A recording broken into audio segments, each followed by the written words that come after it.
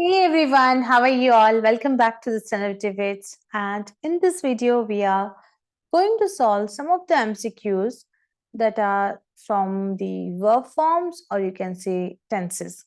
So let's get started. First question, you need to choose the correct option out of these four options. It Diwali in a week. Okay? आपको choose करना है it shall, it will be और it should be. तो क्या ध्यान में रखना है कि वो चीजें जिन्हें हम कंट्रोल नहीं कर सकते, जैसे एक वीक में दिवाली आने वाली है तो वो होगी ही होगी, you can not control it. Okay, या फिर आप फ्यूचर को एज ए फैक्ट कभी बताना चाहते हो, है ना, that it will be Diwali in a week. एक वीक में दिवाली होगी तो it is sure and it is not to be controlled. Okay, so it will be Diwali in a week. तो रूल यहाँ पे निकल के आता है कि जब आप फ्यूचर की बात कोई बताते हो जो कि एज अ फैक्ट होता है, तब हम विल बी यूज करते हैं. और यदि ऐसी चीज जो फ्यूचर में होने वाली है और जो आपके कंट्रोल में नहीं है, ठीक है, वहां पर हम उस सेंस में हम विल बी को यूज करते हैं. Next, I think Pakistan win the match. Okay, I think Pakistan win the match.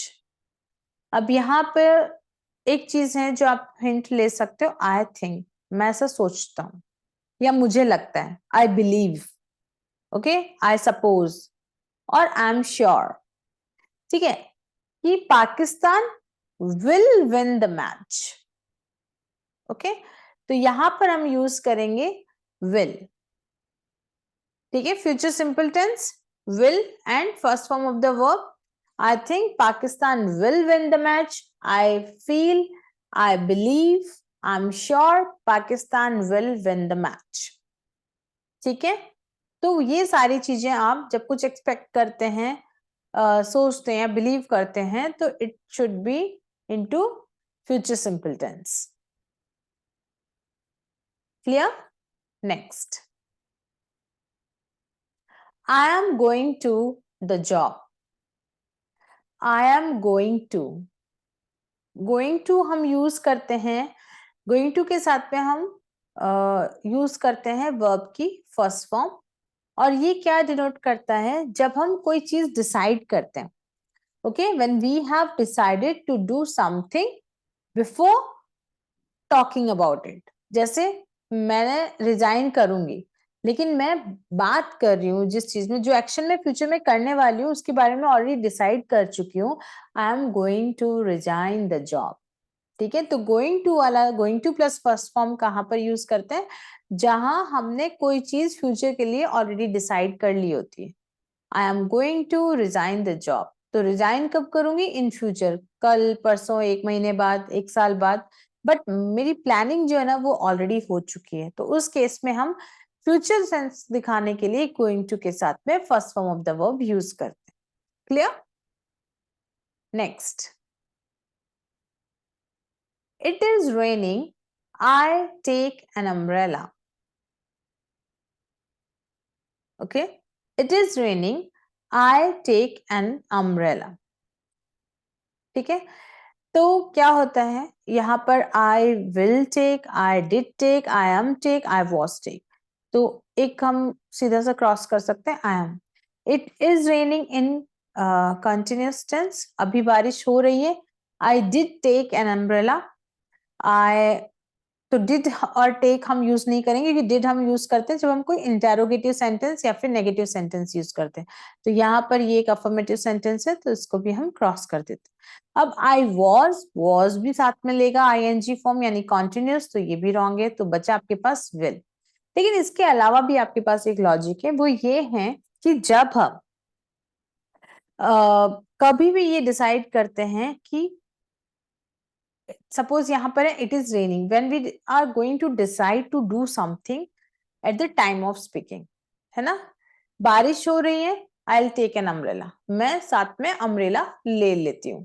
ठीक है, तो आई विल है although, but it is saying that we are deciding about something, कुछ करने का हम सोच रहे हैं।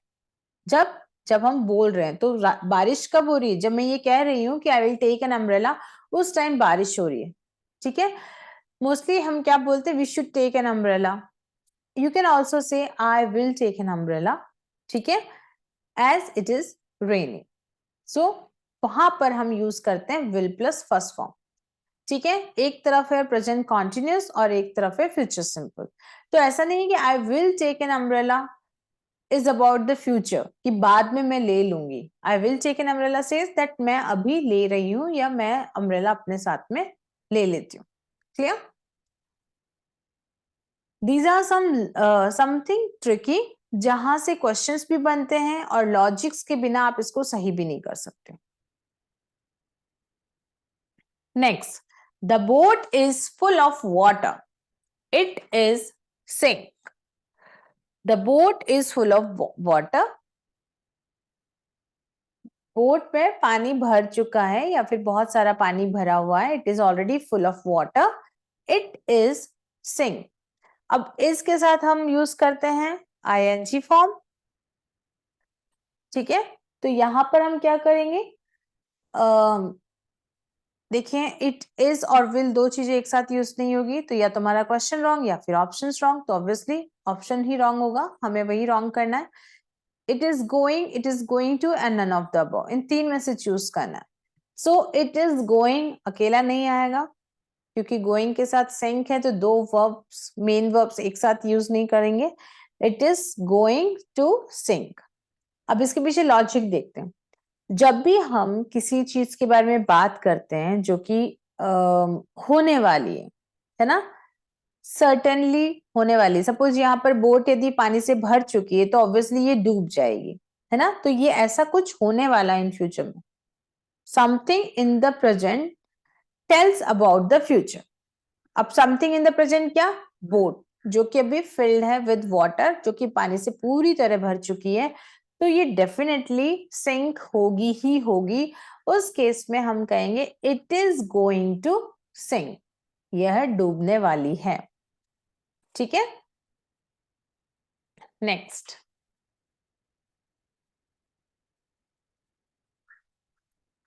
She is have a baby, she is going to, she will and she is going to. तो बहुत ही इजी क्वेश्चन है, बट थोड़ा सा ट्रिकी ऑप्शंस को बनाया गया है। जैसे आपके पास going, going to and is going to है, तो हम देखते हैं इज ऑलरेडी दिया हुआ है तो going to, is going to हम यूज नहीं करेंगे। इज ऑलरेडी दिया हुआ है तो सिंपली विल भी यूज नहीं कर सकते, क्योंकि दो हेल्पिंग वर्ब प्रेजेंट की और फ्यूचर की एक साथ हम यूज नहीं कर पाएंगे। अब हमारे पास बचता है गोइंग और गोइंग टू। जैसा कि हमने पहले भी देखा कि गोइंग के साथ में टू लगाकर हम इसको फ्यूचर का सेंस दे सकते हैं। She is going have a baby, नहीं, okay, she is going to have a baby. ठीक है, this one, she is going to have a baby, and the same thing is about when we are saying कुछ चीज जो होने वाली in future में, उसके बारे में बात करने के लिए हम गोइंग टू यूज करेंगे यहाँ पर। Next, let's get into the train, it is leave. Okay, it is leaving नहीं, क्योंकि लीव दिया हुआ है यहाँ पर। इट इज गोइंग, लीव, दो मेन वर्ब्स नहीं यूज कर पाएंगे एक साथ। It will be leave, it is will be leave भी नहीं होगा, because is already there, so we can not use will be. So we have going to, although हमारे पास यही बचा है।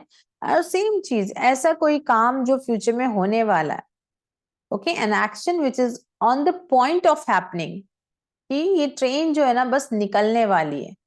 ओके, तो ये हम गोइंग टू के साथ शो करेंगे और ये फ्यूचर का सेंस भी दे देती। ठीक है, next, question number 8, do not go out to play, we have lunch. बाहर खेलने मत जाओ, do not go out to play, we have lunch. We are about to have lunch, we are going to have lunch, we will have lunch, or all of these. Okay, तो यहाँ पर क्या होगा, we are about to have lunch, we are going to have lunch, और we will have lunch. एक चीज जो यहाँ पर आपके लिए नई है वो है बी की फॉर्म के साथ में, बी के साथ जब हम अबाउट टू यूज करते हैं तो हम first form of the verb use करते हैं। और ये क्या चीज बताता है? Use for immediate future. Immediate future just जैसे बाहर खेलने मत जाओ, हम we are going to have lunch और we are about to have lunch. तो we are going to have lunch मतलब हम लंच करने वाले हैं, पर कब करने वाले? कभी भी, आधे घंटे बाद, 1 घंटे बाद, 2 घंटे बाद, ठीक है, कभी भी। इवनिंग का टाइम है, अब हम लंच करने जाएंगे। बट अबाउट टू क्या बोलता है? अबाउट टू कहता है कि it is about immediate future, कि यहाँ मैं खाना लगा रही हूँ, so don't go out to play, क्योंकि हम we are about to have lunch, हम बस खाना खाने ही वाले। तो इमीडिएट फ्यूचर की जब हम बात करते हैं तब हम अबाउट टू के साथ में बी के साथ अबाउट टू एंड वर्ब की फर्स्ट फॉर्म यूज करते हैं। Clear? Next, the call is at 9 AM. The call is open, opens, opening और have open.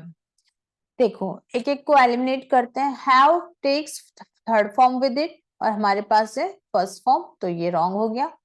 ओपनिंग के लिए हमें is MR was were कुछ होना चाहिए था जो कि हमारे पास नहीं है, तो this is also wrong.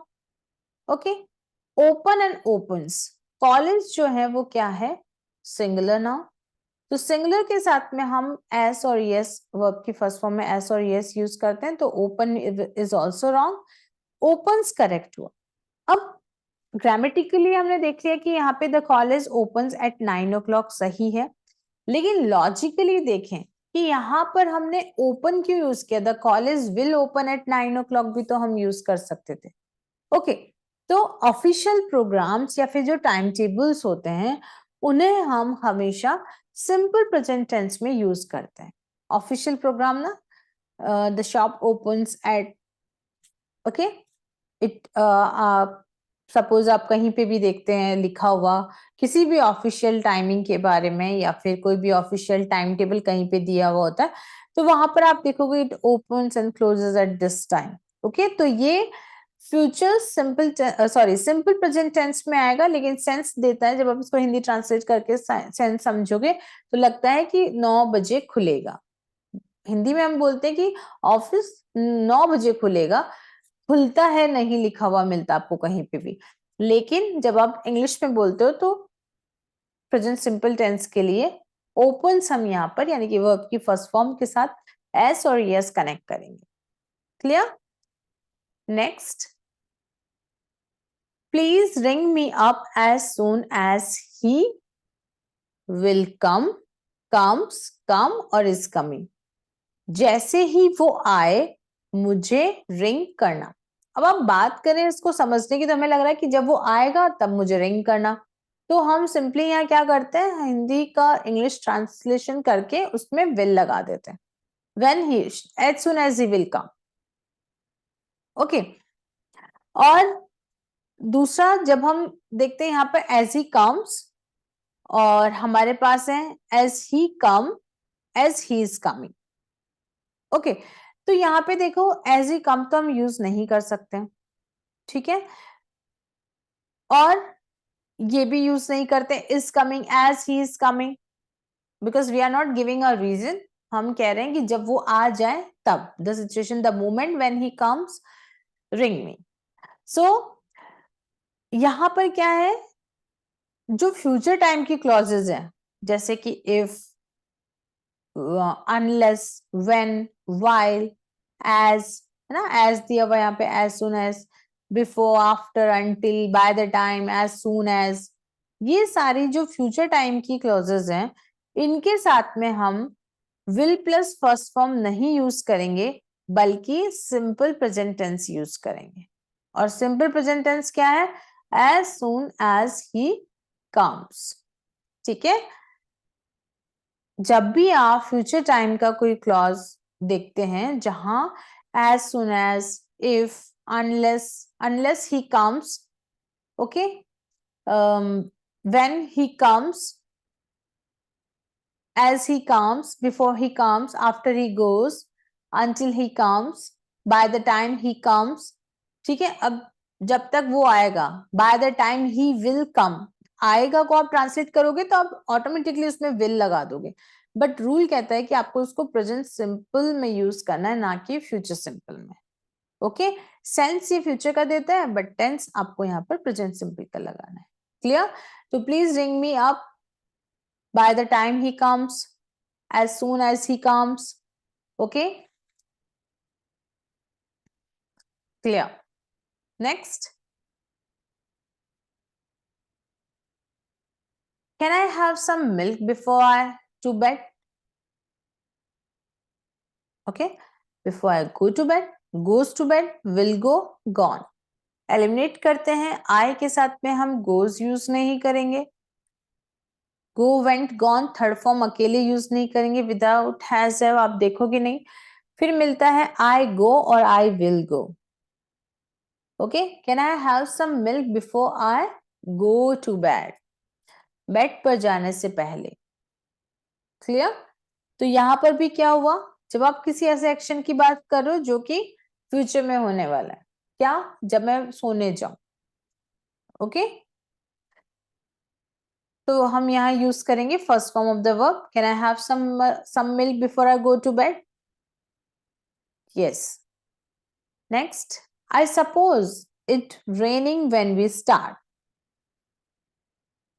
It will rain, it will be raining, it is raining, it was raining. तो when we started होता तो आप past में जाते, तो was should not be there. Okay, so here we are talking about some activities, some action which will be in progress at a time in the future. I suppose, मुझे लगता है, it will rain और it will be raining. Okay, तो will, और वैसे भी आप देख सकते हो कि will के साथ फर्स्ट फॉर्म होना चाहिए, जो कि यहाँ पर है नहीं, फोर्थ फॉर्म है, तो फोर्थ फॉर्म के लिए करेक्ट है ये, it will be raining, okay, when we start. Next, the time tomorrow I eating lunch at the time, sorry, this time tomorrow, कल इस वक्त मैं लंच कर रहा हूँगा, कहाँ पर, द ताज में। तो by this time tomorrow I will be eating, I will eat, I am eating, I was eating होगा नहीं, क्योंकि am was for present continuous, was is for past continuous, और यहाँ पर है tomorrow यानी कि future. So this time tomorrow I will be eating lunch at the Taj. मैं ताज में खाना खा रहा हूँगा, कब, इस टाइम पे, कल। The plane at 3:30. The plane will arrive, arrive, shall arrive और arrives. Okay, तो यहाँ पर again the plane official timing, time table कह दो, official programmes. Okay, so will use simple present tense, the plane arrives at 3:30. ठीक है, next and the last of the day, I will phone you when he back. Okay, I will phone you when he back. Simple present tense और साथ में क्या है, when. Okay, I will phone you when he, come को cross कर देंगे, came को cross करेंगे, because come will not be suitable with he के साथ हम s और es यूज करेंगे, क्रॉस कर देते हैं। he came back और फ्यूचर टेंस तो नहीं होगा, when he will come back और he comes back. अगेन जैसा कि पहले भी मैंने बात की आपसे कि हमें यहाँ पर सिंपल फ्यूचर टेंस यूज नहीं करना होगा, बिकॉज यहाँ पर क्या है, when, while ऐसी वाला केस है, तो उस केस में हमें future simple tense when he comes back. Clear? One more, last. When I get home, my dog at the gate waiting for me. When I get home, जब मैं घर पहुंचता हूं, my dog sits, will be sitting, will sit और will be sit. तो will be के साथ is am are I N G, sorry be के साथ आई एन जी फॉर्म्स होती है, तो इसको हम क्रॉस कर देते हैं. My dog sits, will be sitting और विल सिट. तो action in the future which is already planned. Plan कैसे कि जब मैं पहुंचूंगा, जब मैं घर पहुंचता हूं तो मेरा डॉग जो है वो मुझे कहाँ मिलेगा, वहां बैठा हुआ. My dog will be sitting at the gate waiting for me. ठीक है. So here will be using this one. So this way we have done some of the questions and I hope these all are clear to you, but in case if you have any problem, any doubt or any confusion, you can write your comment in the comment box, and if you are solving side by side, just let me know how many questions were there which were very easy to you and you have already solved them, you know all the things, and how many were there which were really new for you. So thank you so much for watching this video. See you in the next. Goodbye.